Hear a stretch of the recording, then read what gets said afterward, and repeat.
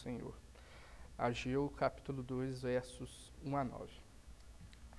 No segundo ano do reinado de Dário, no 7º mês, no 21º dia do mês, a palavra do Senhor veio por meio do profeta Ageu, dizendo: Fale agora a Zorobabel, filho de Salatiel, governador de Judá, e a Josué, filho de Josadaque, o sumo sacerdote, e ao remanescente do povo, dizendo: Quem de vocês que tenha sobrevivido contemplou este templo na sua primeira glória? E como vocês o veem agora, por acaso não é como nada aos olhos de vocês?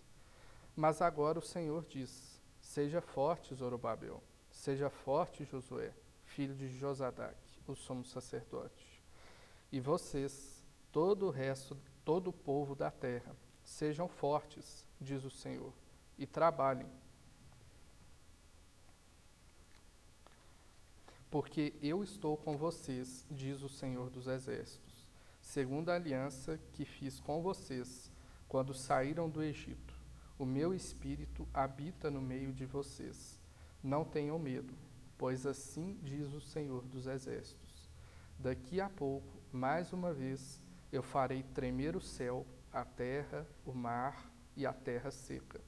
Farei tremer todas as nações, e serão trazidas as coisas preciosas de todas as nações. E encherei esse templo de glória, diz o Senhor dos Exércitos. Minha é a prata, meu é o ouro, diz o Senhor dos Exércitos. A glória deste novo templo será maior do que a do primeiro, diz o Senhor dos Exércitos. E nesse lugar darei a paz, diz o Senhor dos Exércitos. Vamos orar. Senhor Deus, graças te damos, Pai, por esses momentos. Senhor, pedimos a Ti o Teu Espírito Santo, Pai. Esteja conosco, esteja, Pai, com essa igreja, seja conosco, Pai. Inculca essas palavras em nossos corações. Em nome de Jesus oramos. Amém. Irmãos, existem algumas ocasiões que atraem muitas pessoas. São acontecimentos, sejam cotidianos ou sejam atípicos, que movem a população para um certo local em um certo momento. Essas ocasiões são as mais oportunas para espalhar notícias ou vender produtos. Normalmente, quando alguém quer anunciar algo muito importante, ele divulga nos momentos em que as pessoas estão assistindo. Quando uma empresa quer que um novo produto lançado seja conhecido pelo povo, ela faz a sua propaganda nos horários em que tem mais gente assistindo. É verdade que as propagandas nos horários da noite, aquelas em que todos estão em casa, acordados e atentos à televisão, são bem mais caras. Antes do meio do século passado, as pessoas faziam a mesma coisa. Mas ao invés de estarem atentos à TV, estavam em volta de um rádio. Porém, em tempos mais antigos, não havia TV, não havia rádio, não existiam essas mídias. As pessoas que queriam divulgar alguma coisa tinham que fazer durante alguma situação especial, um evento que atraía as pessoas. No século XVI era assim. As festas eram uma grande oportunidade para a divulgação de notícias, ideias, discursos que queriam alcançar muita gente. Num tempo em que não tinha WhatsApp, as pessoas recorriam ao papel, à pena e a um lugar favorável para a leitura e o acesso de todos. Em 31 de outubro de 1517, no início do século XVI, um monge agostiniano pregou um papel comprido na porta da igreja da cidade de Wittenberg, que hoje conhecemos como Alemanha. Martinho Lutero pregou as suas 95 teses à noite, nas escuras. Sabemos dos tempos de escuridão que a igreja passava e do impacto enorme que aquele longo papel teve no mundo inteiro. Impacto que não foi só na religião, mas na política, na filosofia, na sociedade, na cultura, nas artes, em todos os campos da sociedade, aqueles papéis fizeram diferença. Porém, Lutero sabia muito bem o que estava fazendo. O dia seguinte, o dia 1º de novembro, é o dia de Todos os Santos. Este é um feriado em que a cristandade, ou seja, todos os cristãos daquela época, comemoravam a vitória dos santos, a vitória dos salvos. Era um dia em que toda a cidade ia para a igreja. Era uma multidão que iria na manhã seguinte. Esse era um costume de fato. A porta da igreja da Universidade de Wittenberg, era como um painel de notícias da cidade. Era ali que os anúncios eram lidos, era ali que as pessoas pregavam ideias. Os novos pensamentos da universidade eram veiculados naquele lugar. Assim como Lutero, na ocasião do início do movimento da Reforma, o qual todos nós somos herdeiros, Ageu aproveitou uma oportunidade como essa. O discurso de Ageu, que acabamos de ler, foi proferido no 21º dia do 7º mês, ou seja, no último dia da festa dos tabernáculos. A festa dos tabernáculos era um momento de agradecimento a Deus pelos anos no deserto. Era um momento de memória pelos grandes feitos de Deus durante aquele tempo em que o povo vagava pelo deserto. Na época de Moisés, Josué e Calebe, Deus instituiu esta festa com o intuito de ser uma lembrança e um agradecimento. Esse agradecimento incluía também o agradecimento pelas colheitas do ano, conhecida como Festa das Colheitas, nessa mesma semana. Quando Ageu pregou essa mensagem, era o 7º dia da semana, ou seja, era o dia de descanso da semana. O povo ia para o templo escutar os escribas e os sacerdotes que expunham as escrituras. Todo o povo de Deus, todo o remanescente de Israel estava ali. De fato, é uma grande oportunidade para o pronunciamento de Ageu. O primeiro ponto do nosso sermão são os versos 1 a 3, o passado. Ageu começa o seu pronunciamento naquele dia especial falando sobre o passado. Irmãos, nós já sabemos que os tempos não eram bons para Israel. De fato, a nação tinha passado por um dos piores momentos de sua história, se não o pior de fato. O exílio foi um tempo duríssimo e de grande sofrimento. O povo ficou muito tempo longe de sua terra e voltou só após o decreto de Ciro. 70 anos depois da primeira invasão de Jerusalém, o povo começou a reconstruir as ruínas da cidade de Davi. Vimos que o templo ficou para depois. O profeta Ageu foi levantado por Deus para exortar o povo a reconstruir a casa de Deus. O povo atendeu à voz do Senhor, e isso aconteceu pela sua ação direta, pela ação direta de Deus sobre o coração do povo, conforme vimos no final do capítulo 1. Ótimo, agora o templo já estava sendo reconstruído. Porém, essa tarefa não era simples. Os irmãos já imaginaram como era um templo que deveria ser o lugar de culto, lugar de reunião, de serviço a Deus de uma cidade inteira. Era a construção que ficava no centro da cidade. Era a edificação mais importante de todas. Era um grande edifício que precisava de muitas pessoas para a obra. Eram muitas as funções que eram demandadas, como pedreiros, ajudante de pedreiro, carregadores, não tinha caminhão, então era tudo nas costas. Artesãos, ferreiros, muita gente era necessária para aquela obra. Além disso, precisava de materiais que nem sempre estavam perto da construção. Lá em Jerusalém tinham apenas as pedras da demolição do templo antigo, mas precisava de madeira, de uma coisa semelhante ao que a gente conhece como cimento hoje em dia, precisava de argamassa, de tintas, de madeiras, de metais e outros tipos de materiais para a obra. Os homens que estavam no trabalho no templo não podiam trabalhar na colheita. Então, os demais deveriam dar os alimentos e outras coisas necessárias para o sustento daqueles que estavam na obra. Era uma obra difícil, complexa, cansativa e desgastante. Deus já havia levantado Ageu para corrigir as prioridades do povo. Essa obra precisava ser feita. Deus também tocou o espírito do povo para que Jerusalém se dispusesse a fazer a sua obra. Agora Deus envia a mensagem através de Ageu para encorajar. É uma palavra de incentivo, de ânimo para o seu povo diante de um desafio tão grande. Uma das maiores dificuldades que o povo sentia, como percebemos no texto, era a comparação com o passado. O texto está fazendo referência àquele tempo construído por Salomão. Havia pessoas, agora já idosas, que sobreviveram ao exílio e lembravam, tinham visto aquela magnífica construção. Aquela obra foi realmente grandiosa.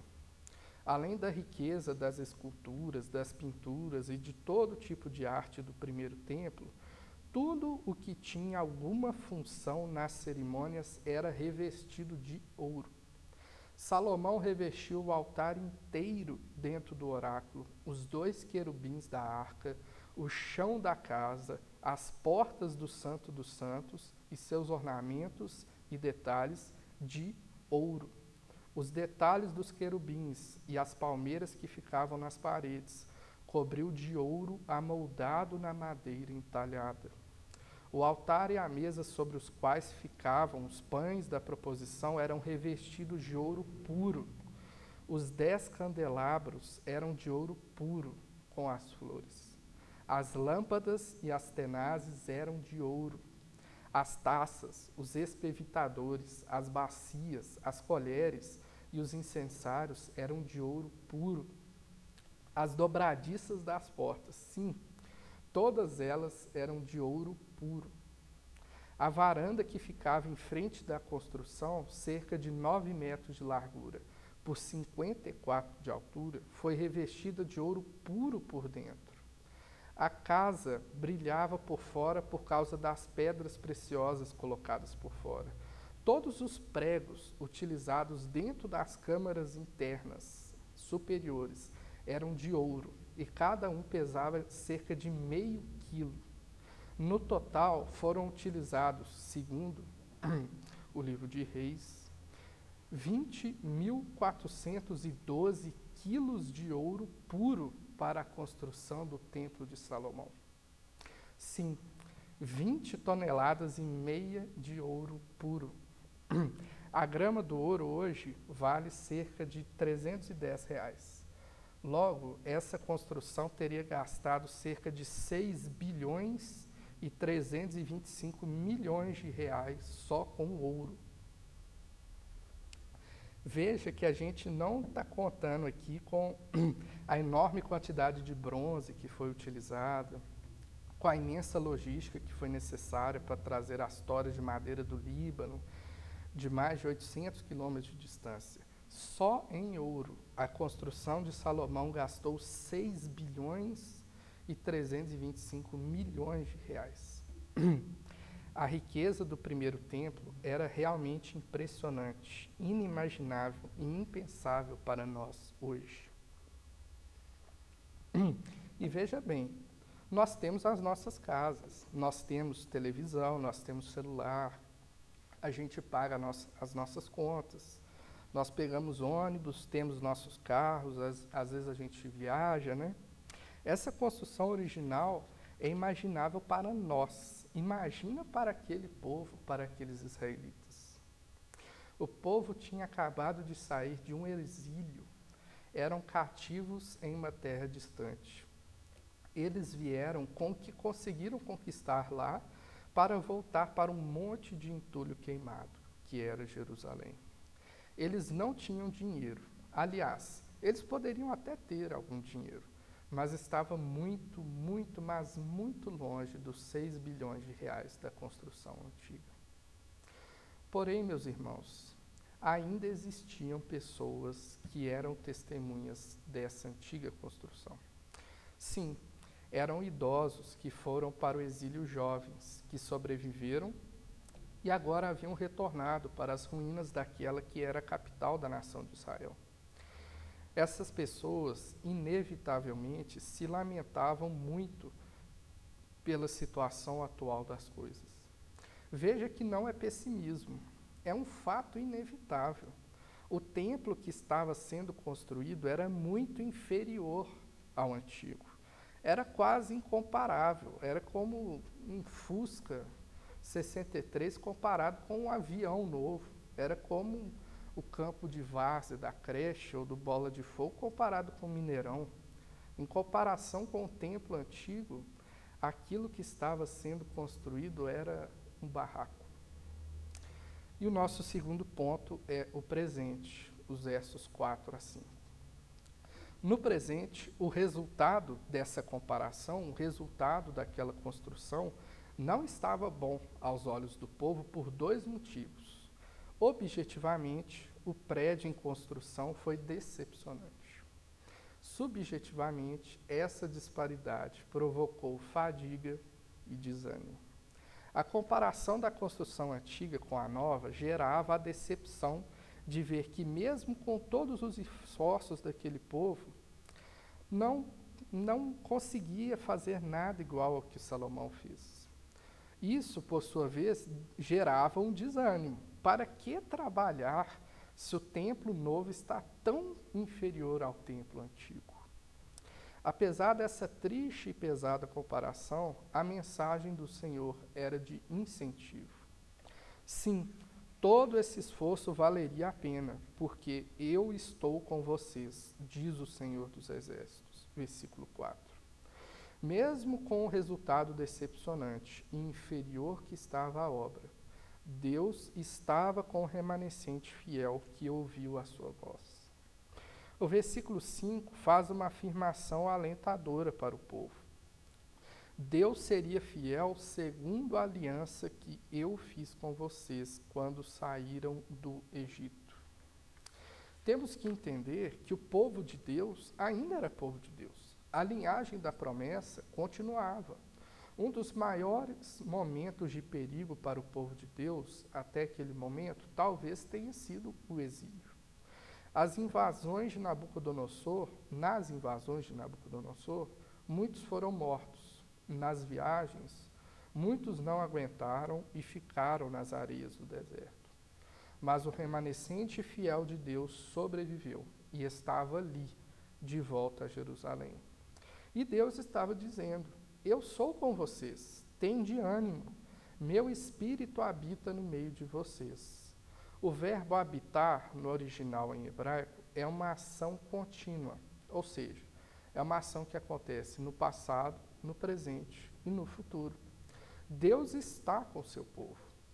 Deus estava com o seu povo no passado, no antigo templo. Porém, naqueles tempos, Israel rejeitou os ensinamentos dos seus profetas e se tornou igual às demais nações, mesmo com 6 bilhões em ouro. Deus chama o seu povo a ser santo, ou seja, separado. E o Israel do antigo templo se tornou semelhante aos povos pagãos à sua volta. Deus está com o seu povo agora, em outubro de 520, naquela festa dos tabernáculos, e estará com o seu povo no futuro. E aqui entra o terceiro ponto da nossa pregação, o futuro, nos versos 6 a 9. Sobre o futuro da geração de Ageu, sabemos pelos livros de Esdras e Neemias que eles conseguiram terminar o templo. Certamente o povo não escapou das comparações com o templo antigo, mas a construção foi finalizada e o templo foi reerguido. O templo daquela geração realmente ficou bem aquém daquele erguido por Salomão. De fato, Deus foi fiel com a aliança que ele fez com os pais daquela geração e proveu tudo o necessário para a reconstrução do templo. Porém, o texto faz menção a algo muito maior do que aquela simples edificação. Em questão literal, o templo foi reerguido com a sua antiga glória nos tempos de Herodes, o tetrarca. Herodes era o governador romano dirigente da região da Judéia até 4 anos antes do nascimento de Jesus Cristo.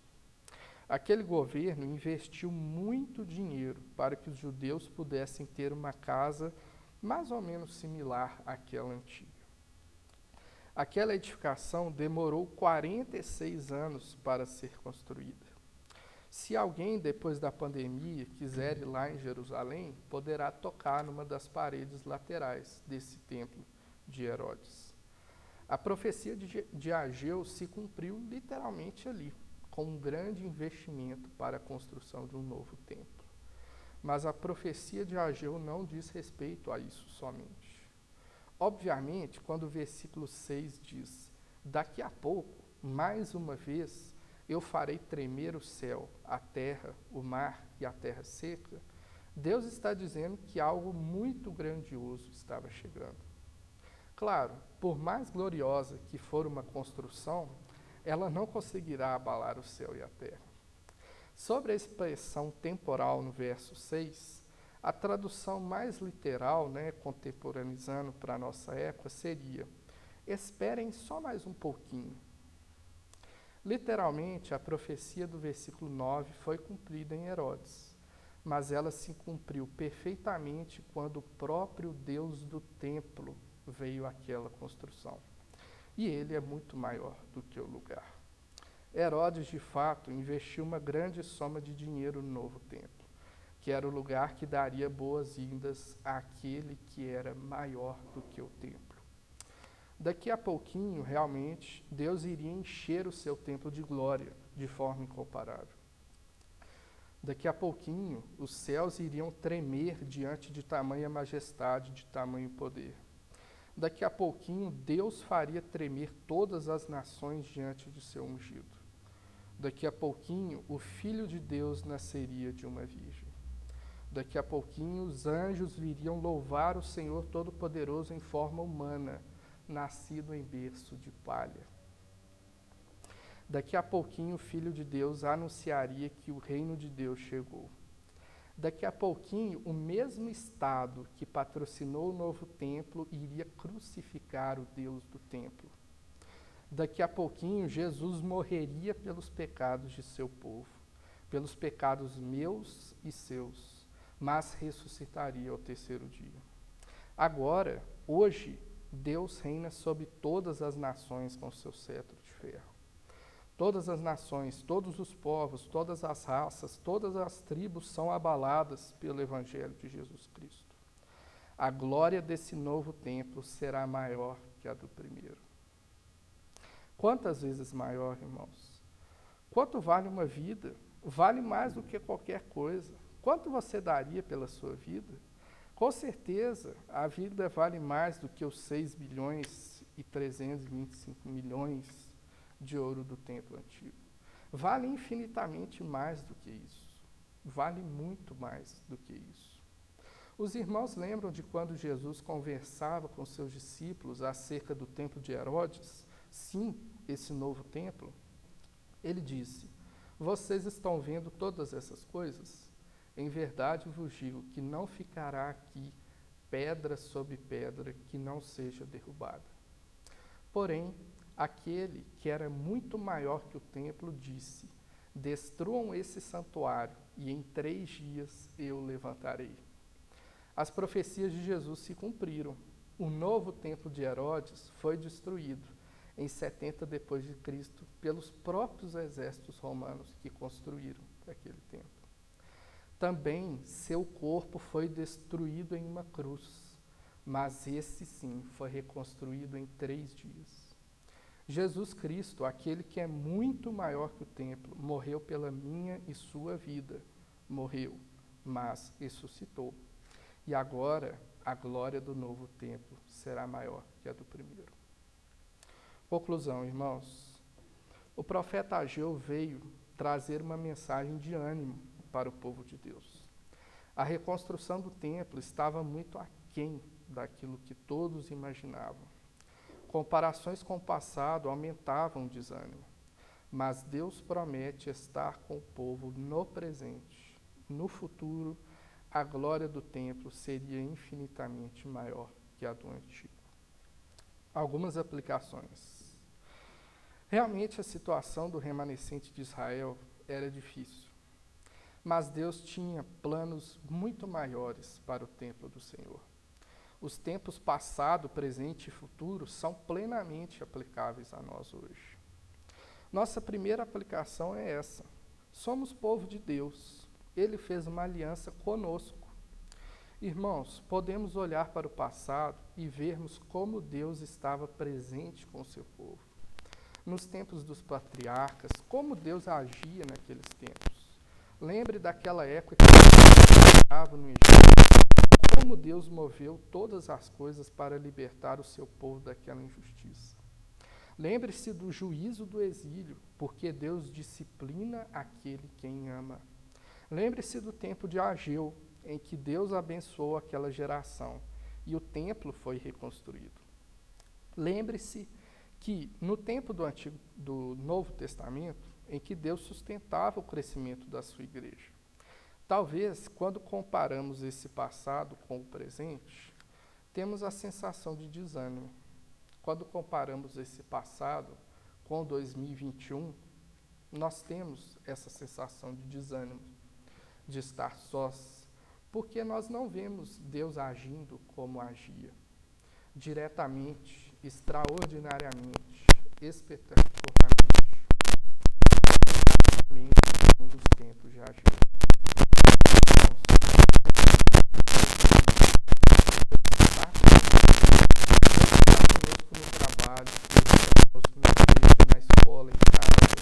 Em todos os lugares, e podemos olhar para o futuro com grande esperança e alegria, pois a glória que nos aguarda é muito maior que o nosso presente. A nossa segunda aplicação é que Deus nos encoraja no presente. Nós podemos confiar nele. Ele está conosco, por mais que a situação não pareça nos mostrar. Assim como no tempo de Ageu, muitas coisas não estavam bem naquele tempo, muitas coisas não estão bem hoje com essa pandemia, mas Deus está conosco. Deus está conosco dizendo, seja forte, eu estou com você. Ele nos alimenta, nos encoraja, nos incentiva, nos sustenta na vida cristã. Irmãos, sejamos presentes na igreja, oremos, confessemos o pecado, confessemos pelos outros, vamos estudar a Bíblia, vamos evangelizar, vamos ofertar, vamos dizimar, vamos ser fiéis. Apliquem-se, igreja, sejam fortes, Deus é com vocês. Irmãos, vamos orar. Senhor Deus,